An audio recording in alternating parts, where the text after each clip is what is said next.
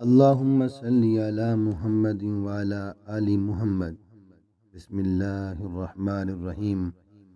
عن ابن عباس رضی اللہ تعالی عنہما قال كان النبی صلی اللہ علیہ وسلم اجود الناس بالخیر وكان اجود ما يكون في رمضان حين يلقاه جبريل، وكان جبريل عليه السلام يلقاه كل ليلة في رمضان حتى ينسلخ يعرض عليه النبي صلى الله عليه وسلم القرآن، فإذا لقيه جبريل عليه السلام كان أجود بالخير من الريح المرسلة، متفق عليه۔ حضرت عبداللہ بن عباس رضی اللہ تعالی عنہ سے روایت فرماتے ہیں، رسول اللہ صلی اللہ علیہ وسلم لوگوں کے ساتھ بھلائی کرنے میں بہت سخی تھے، لیکن رمضان میں جب حضرت جبرائیل علیہ السلام آپ سے ملتے تو آپ اور بھی زیادہ سخی ہو جاتے۔ رمضان میں حضرت جبرائیل علیہ السلام ہر رات آپ صلی اللہ علیہ وسلم سے ملاقات کرتے، ملا کرتے، اور نبی اکرم صلی اللہ علیہ وسلم رمضان گزرنے تک انہیں قرآن مجید سناتے۔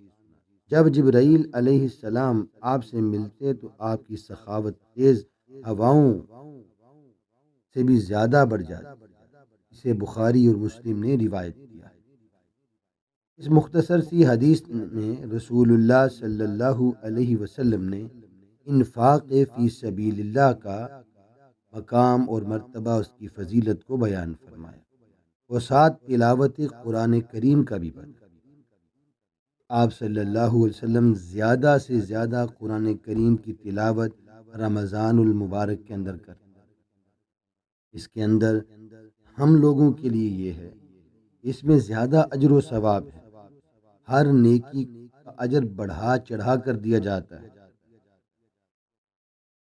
بھی نہیں اسی طرح اگر اللہ تعالیٰ کے راستے میں ہم کچھ صدقہ کرتے ہیں، خیرات کرتے ہیں، زکوٰۃ دیتے ہیں، کسی کے ساتھ اچھا معاملہ کرتے ہیں تو اس کا اجر بھی بڑھا کر دیا جاتا ہے۔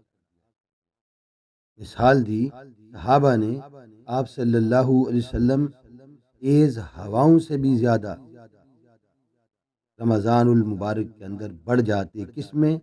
اللہ کے راستے میں خرچ کرنے میں۔